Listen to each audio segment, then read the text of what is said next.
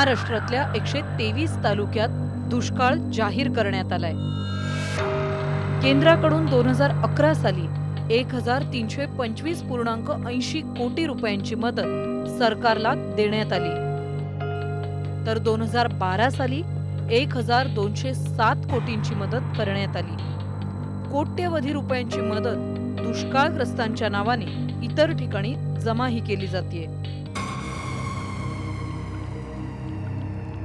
पण या दुष्काळग्रस्तांना केंद्राच्या मदतीचा काय उपयोग झाला? आजही मराठवाड्यातल्या दुष्काळग्रस्त शेतकऱ्याला फळबागांची नुकसान भरपाई मिळाली नाहीये। खरं तर दुष्काळ म्हटला की टँकर मॅनेजमेंट बद्दल बोललं जातं, पण करपलेल्या बागांकडे कोणाचंच लक्ष जात नाही। करपलेल्या प्रत्येक बागेसोबत शेतकऱ्याच्या एका पिढीचं नुकसान होतं। त्यामुळेच पंचनामे करून शेतकऱ्याला तातडीने आर्थिक मदत द्यायची गरज होती। पण दुष्काळासाठी निधीची कमतरता नसल्याचा छातीठोक दावा करणाऱ्या सरकारची कोणतीही मदत शेतकऱ्यांना मिळत नाहीये। शेतकरी मोठा असू दे की अल्पभूधारक, चित्र सारखंच आहे। आज 1-1.5 लाखाचा बाग होता ताई आमचा।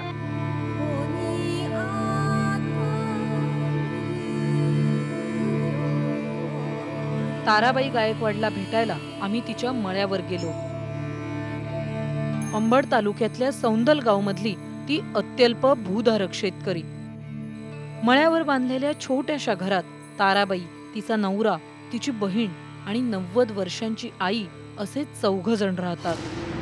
यंदा तिची 1.5 एकरवरची मोसंबीची उभी बाग करपून गेलीये। आता शरद पवारापर्यंत आणि कोण्या पवारापर्यंत जायचं आमची काही शक्यता नाही तिथपर्यंत। तलाट्याकडे जातो आणि कृषी अधिकाऱ्याकडे जातो आम्ही। मतदानाला उभा राहते, आमच्या गरीबाकडून मारपीट करून मत घ्यायची बारी येते, पण आम्हाला असं कोणी म्हणत नाही ना की चला तुमचं आम्ही सहकार्य करतो। ताराबाईने 13,000 रुपये खर्च करून शेतात 250 फूट बोरवेल बांधली, पण त्याला पाणी लागलंच नाही।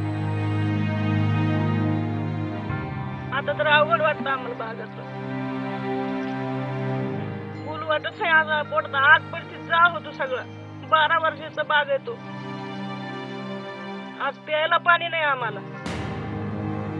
कापूस 4,500 रुपयाच्या 3 बॅगा आणि 2,500 रुपयाचं खत आणि लावणीला आम्ही स्वतःच लावली गेली। त्याचं उत्पन्न आलं आम्हाला 90 किलो कापूस। त्याच्या अगोदर नांगर, रोटावेटर हे आम्हाला म्हणजे आम्ही अल्पभूधार आहे की आमच्याकडे बैल वगैरे काही नाही, त्याच्यामुळे आम्ही ट्रॅक्टरने दुसऱ्याकडून करून घेतो। त्याचा खर्च 1200 रुपये आला होता। एवढं सगळं खर्च केल्याच्या नंतर फक्त 2400 रुपयाचं उत्पन्न झालं। फक्त मोसंबीचीच बाग नाही, तर कापूस आणि ज्वारीच्या पिकांनीही पाण्याअभावी मान टाकलीये।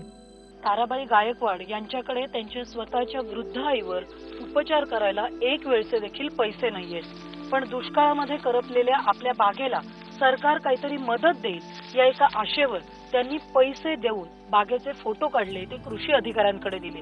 पण राज्य सरकारचं दुष्काळात करपलेल्या बागांना मदत करण्याचं कुठलंही धोरण अद्याप तयार नाहीये आणि त्यामुळे ताराबाई सारख्या शेतकऱ्यांना मृतदेह दारात ठेवल्याप्रमाणे स्वतः पोटच्या पोराप्रमाणे वाढवलेल्या मोसंबीच्या या करपलेल्या बागा दररोज डोळ्या देखत बघाव्या लागतायत।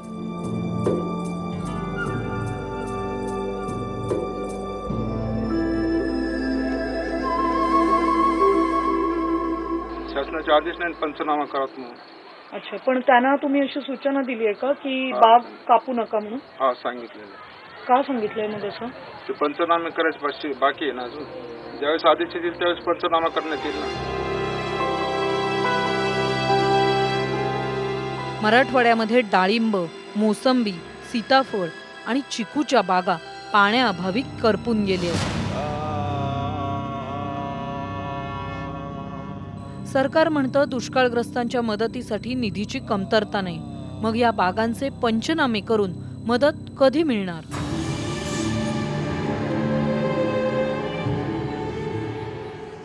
जालना जिल्ह्यातल्या अंबड तालुक्यातल्या सौंदलगाव खुर्द गावातील गंगाराम जाधव या शेतकऱ्याची प्रकृती अत्यवस्थ असल्याची बातमी आम्ही दाखवली होती.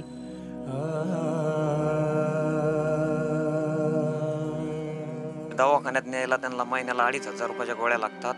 मला शेतामध्ये 5 एकरमध्ये 35 टन ऊस झालाय, तर ते आता मी त्यांना दवाखान्यात सुद्धा नेऊ शकत नाही पैसे नसल्यामुळे. त्यांचा मुलगा राजेंद्र याच्या करपलेल्या फळबागांनाही सरकारनं नुकसान भरपाई दिलीच नाही आणि गंगाराम यांचा 15 दिवसापूर्वीच मृत्यू झाला.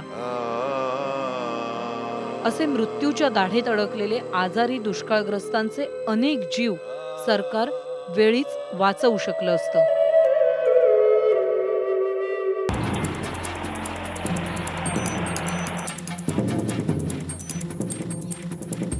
एका राज्यामध्ये एका विभागात लोकांना प्यायलाही पाणी नाही,